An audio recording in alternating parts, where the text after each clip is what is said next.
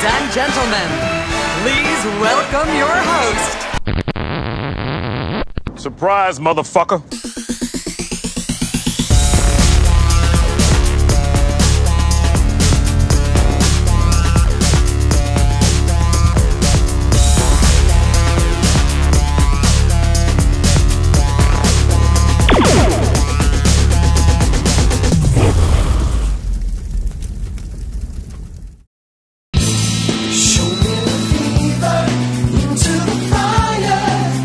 They are going to release an 8-episode series of Wet Hot American Summer on Netflix, which is something I'm very excited about. David Wayne, who's the writer and creator of Wet Hot American Summer, Michael Showalter was the other guy? Yeah. Yeah. So David Wayne's type of writing and comedy is now pretty popular in most TV shows. So I think it's going to be more welcoming. It became a cult film. I don't even know if it got released in every theater. I remember it coming out back when it was released, but I don't think it was like a wide release. I think it was just like limited. It was playing downtown in a couple places. It was like an art house. Right. Which is like for a comedy, you never hear about art house comedies. Yeah. Yeah. And for people who haven't seen it, this movie literally has everyone who's in the game nowadays. Now They were nobody then. Yeah. They are somebody now, except Marguerite Moreau. She went nowhere. Right. Yeah. And Michael Showalter went nowhere. Kind of. Yeah, I don't really. He hit it hard for a couple of years. Really? Because the only time I've ever seen him was in Wet Hot American Summer. Yeah, I mean, you're right. I don't really remember hearing anything about him after that. Yeah.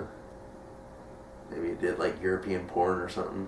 Oh, God. It must like lanky dudes over in France. Fuck the skinny bitches. Fuck the skinny bitches in the cup. If you haven't seen the movie, definitely check the movie out. It's a lot of fun. It's just kind of stupid. It's dumb. Jokes. It's dumb. Yeah. And it kind of makes it has like editing mistakes and stuff on purpose. Kind of just. Well, maybe we should say who's in it. Yeah, well, Mr. Bradley Cooper is one of the big names. Yeah, who's like an Oscar nominee nowadays. You got Amy Poehler, Molly Shannon, Elizabeth Banks, and then Christopher Maloney. Yeah, Christopher Maloney is. He was bizarre in that movie. What? Yeah. That is like a total what the fuck is. Well, and then you see why he got the job for Harold Kumar's. Yeah, because he's basically kind of. He's crazy. He's really goofy. If you watch any of the outtakes from SVU, he was like. Never serious on that set. I was like basically like ha ha ha action. Yeah, he doesn't seem to be a guy who's that serious. He's the chef for the camp, and he's cream corn. Yeah, cream. He just says weird. He's just weird and a lot of fun. But Janine Garofalo's in it. She's really good in it. David Hyde Pierce.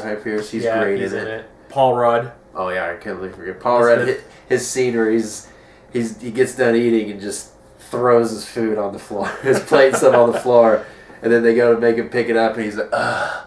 He's like throwing this fit, and like, ugh. He's awesome. The one thing everybody remembers is that scene between him and Elizabeth Banks where they kiss. Yeah. And he goes, tastes like a burger. I don't like you anymore. Michael E. Black's in it. He's awesome I forgot about that. He's really good. Oh yeah. And he's got his own show now. Yeah. It's a really cool cast, and they got every one of them to come back for this 8-episode show, which is kind of insane. Yeah, well, I mean, you can't help but have hope in it. Like, if David Wayne's not directing, he's going to write it. Yeah. So, like, everything is there. And like I said today, with Netflix, they can do exactly what he likes to do. He likes doing quirky kind of They're not going to pull what a network would pull. Yeah. They're just going to pretty much give him freedom to do whatever he wants. Which is basically what they do with Orange is the New Black and House of Cards. And I hope the show ends up being as rad as it sounds like it will be. And even if they just do eight episodes and then that's it, like, that's understandable. All these people have a lot of work, and but it's still great that they do it. It's like it's going to be an event. Just the fact that all these people are going to be on this together at one time. Yeah. I mean, I don't expect every actor to be in every episode. I'm sure that's not the way it's going to work. But I mean, there's just the fact that they're able to get everybody to come back. Yeah. For this, which was like it's still basically an unknown movie. I mean, like, there's people I'll say Wet Hot American Summer to, and they'll be like, what is this? Yeah. Because I didn't even know about it until maybe 4 or 5 years ago. It is the very definition of cult film. It's obvious, too, that it's basically David Wayne probably called all of these people and asked them. They're probably like, sure. They Like, probably, there was no making the movie, they probably thought it was negotiating. such a fun time making the movie Yeah. to begin with that they were just like, yes, let's do this. And like all those people they're not people that are struggling for work. You know, like they're all actors and stuff that have made a career and lives out of doing it. So you might as well go do something fun. Yeah, every actor that I know, they just want to act. Yeah. Especially if you can go and have fun, and it's people you get along with, and it's not a job. Then, you know. And if they can work Jennifer Lawrence into there somewhere, I'd be happy to. Yeah. Well, that's the thing. I'm interested to see who Guest stars. Yeah, because there's a lot of great like funny people that are that kind of humor that weren't in that movie, and like to see if I'm sure McLovin will be in there somewhere. I'm like, basically, you think of all the people that have been in the movies that David Wayne has done since then. Yeah. So I'm sure there'll be some role models. People, I'm sure that Stifler will be in there, and I'm sure McLovin will be in there, and I'm sure you'll get a lot of different people. Yeah, I don't think it's going to be better than the movie. I'm not expecting it to be better than the movie.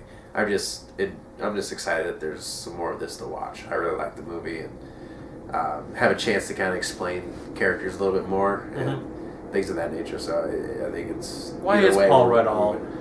Yeah, why is he just spoiled brat, like tough guy wannabe dude? I don't even know if Chris Maloney's going to be in it, but if they get into the I want to know what the fuck the chef's deal is. Why was he a freak? Like he's a war vet or something? I think he is. I think he is a war vet. And why does he want to have sex with the fridge? That was what? No. I forget what the line he said. Oh, where he sneaks up behind the kid. I forget his name, and he's like, "You listen to me, Mr. Kick-Ass, Mr. Rubber Burner." It's really awkward humor, and it's weird. It doesn't make a whole lot of sense. Yeah, and some jokes will go over your head. It's kind of random. It feels like it's just stuff that they're making up on set that they found funny before they shot, and they just kind of found a way to work stuff in. It just it doesn't have a plot. Nah, it's just the characters are just kind of all over the place, but it's just a lot of fun. It's just really funny. Yeah. If you like Monty Python, it reminded me of much like Monty Python, where it was just like off the wall weird humor. Yeah, like a Mel Brooks. Yeah. Where like the jokes are kind of simple, but they may still go over your head. But you're just kind of like, oh, okay. You may not laugh out loud every time, but it makes you smile and you enjoy watching it. And I think you make a good point where you said like there's really not a plot. It's kind of a love story and it's kind of not. Like it's just kind of there. Like everyone has their own little hell they're going through, their fun time. But I think that's what'll make it work for a good show. Like there's no real idea where these kids, these people like are you going. Said, it's just David Wayne does Children's Hospital. Yeah. That has no story. Plot, character development at all. It is just random, bizarre-ass humor. It's 3 times satire. Yeah. And there's a part in Wet Hot American Summer where they're all excited because all the camp workers are getting ready to go in town. And they jump in the back of a truck, and they're all excited, you know, oh, town, town, town. They drive into town, and it does like a montage of them doing like heroin and like partying out. And then they see them coming back into town, and someone saes a line like, wow, you guys were only gone for a half hour. But the montage makes them look like, you know, it was like days. Yeah. Don't suck. Go, get 'em. Beth, what's the matter? The phone! The phone! Where's the fucking phone? In the back room!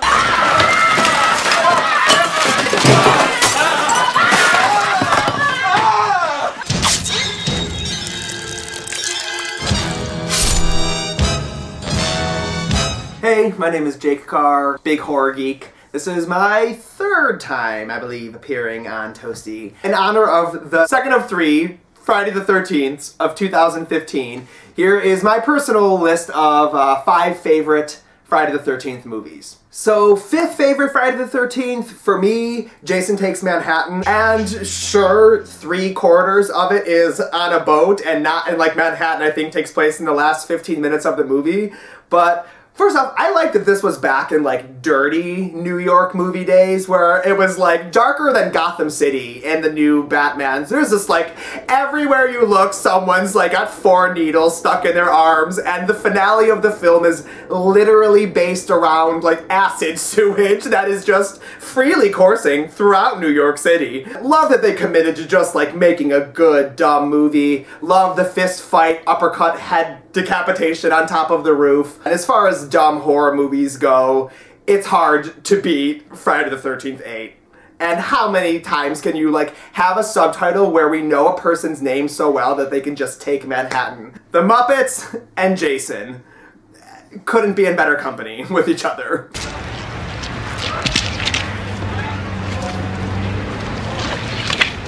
You make me happy each time I see you. 4th favorite Friday the 13th, Number 7. This is the one where Jason finally gets a match in the form of telekinetic teenager. So good. Like, in the history of, like, B-movie slasherdom, Unstoppable Killing Machine versus, like, telekinetic teenager is one of just the best, like, bonkers setup. And it's the 7th movie in the series. I just love that they just, like, threw it to the wind. I think this was also when they were producing one every single year. And at some point we're just like, what the fuck? Absolutely, why not? And we'll end the movie on, like, zombie dad cannonballing, like, out of the lake. So good, and I will just always appreciate something like far into its franchise run that's just willing to go, listen, if people are still sticking around for these movies, let's at least, like, have some stupid fun with it. Okay, you big hunk of a man, come and get me. Damn! My third favorite Friday the 13th would be the first Friday the 13th. So also, like, to clarify, if this was a list of significant movies, of course, the first one would be top of the list.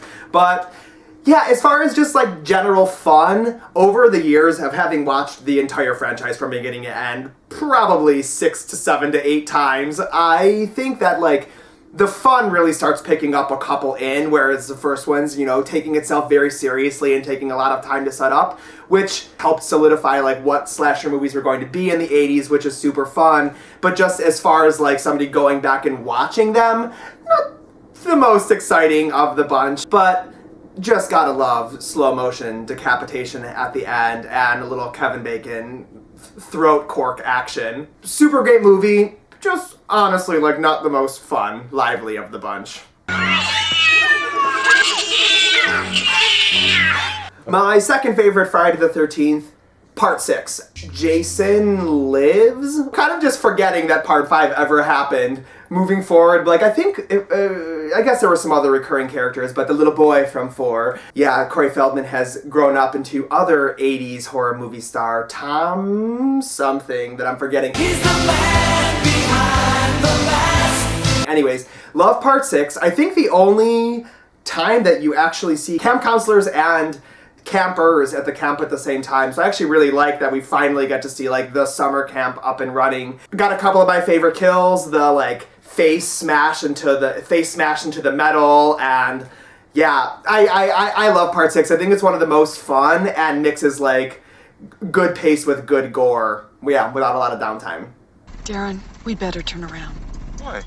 Because I've seen enough horror movies to know any weirdo wearing a mask is never friendly.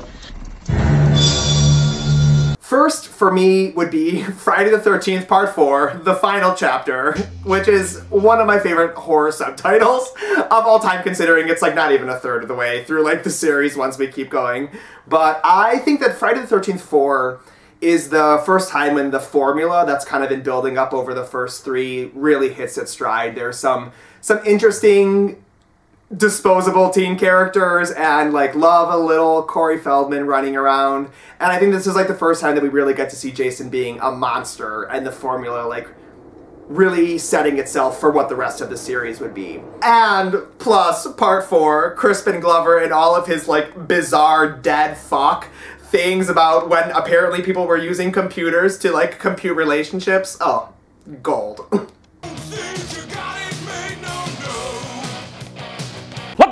So yeah, keep your eyes up for more updates for Cheap Plastic Mask on Facebook, and you can just search Cheap Plastic Mask Movie on Facebook. We hopefully sooner rather than later will have a website up and running as the film nears completion, and as we, the producers, begin talking about, one of whom was on the show with me last time, Allie Kunkler, who also directed, as the 3 producers start to think about what we're going to do with an LLC that we're looking to form so we can keep producing intelligent, challenging horror in Chicago.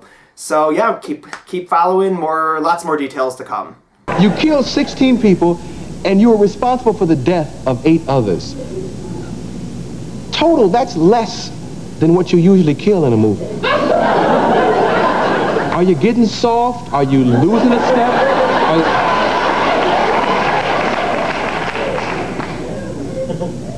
You're trembling, man.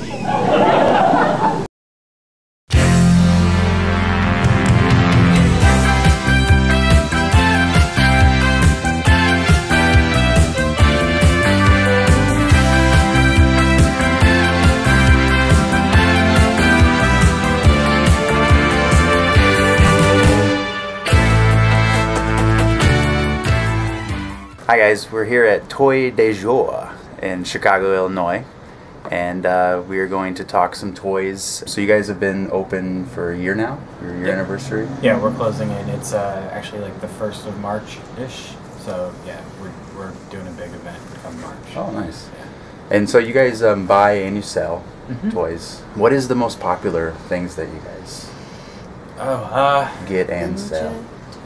Yeah, Ninja Turtles are definitely right now. Yeah. So a lot of the mid to early '90s stuff.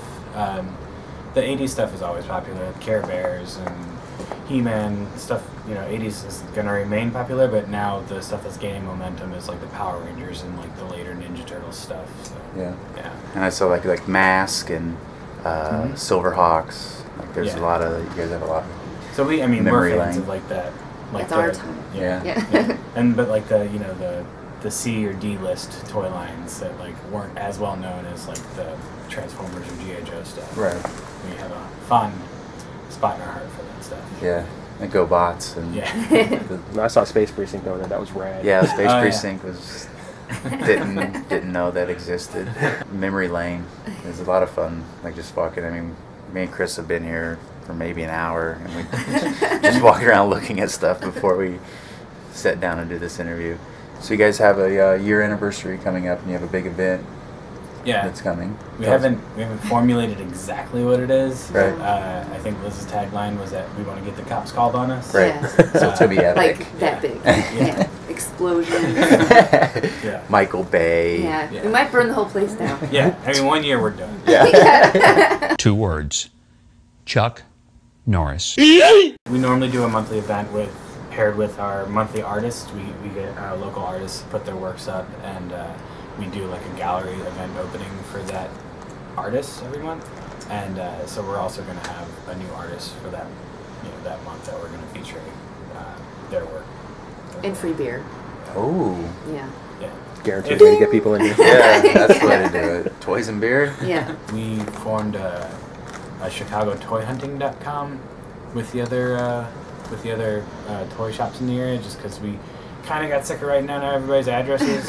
Because somebody will be here looking for something, and I'll know like, oh, David Quick has it, and so I'll write down an address, and then that person will come back like a week later, like, what was the name of it? It's like, okay. So we have a website that we only have about like 7 shops in the area on there right now, and then there's also a postcard that all the shops have with a little map with everybody else on there. And we've gotten a lot of people like coming from like they went to Roto Fuji, or they were at Nakama or Quake, and they have like they're holding a postcard and we're like, we made that. It's a nice community. We know everybody, so it's a nice thing to be part of. That's a good idea though, to get everyone together and kind of have your own like link where people would go to, and it kind of points everyone in different directions and where they need to go. It was a frustration of writing down addresses, but it was also like, if I went to Philadelphia, I would love for somebody to point me at that and be like, here you go, here's all the shops you can hit while you're here. Yeah, it's great. Yeah, that's cool. Because I know they do that for records, like record shops in most cities. So that's cool to do that for toy stores and stuff like that. Do you guys have like a website and stuff where people can? Yep, it's toydejure.com. But most of our activity is found on our Facebook or Instagram. Okay. But we're Toy de Jour and all that stuff, so it should be fairly easy. And there's links off of our site to both of those as well. We're at 2064 Northwestern. We're in Bucktown and Logan Square, right north of the Blue Line stop, Western Blue Line. Conveniently located. We're near Margie's Candies and right next door to Challengers and Red Hot Ranch. So everything, the neighborhood's really picking up with a lot of stuff. There's a smoke shop across the street now. Yeah. I saw that. And a cupcake shop. Those guys are real nice. It's close to 994, so if you guys are coming through Chicago, it's one turn and you're basically here for the people that don't like big city driving. So it's pretty easy. And the street parking is all free. So that's nice too. And that's a big deal in Chicago, because you can pay up to $8 an hour in Chicago. So follow them on Facebook and Instagram. Find out when this epic explosion of the block party is going to happen. Yeah, guys, thank you very much. Yeah, thanks for stopping in. Yeah, thanks for having us. You have a great store. Thank you. Like I said, it was put a smile on your face, a lot of memories, a lot of good memories, and remind us of how awesome our childhood was. And how today's generation should be very jealous.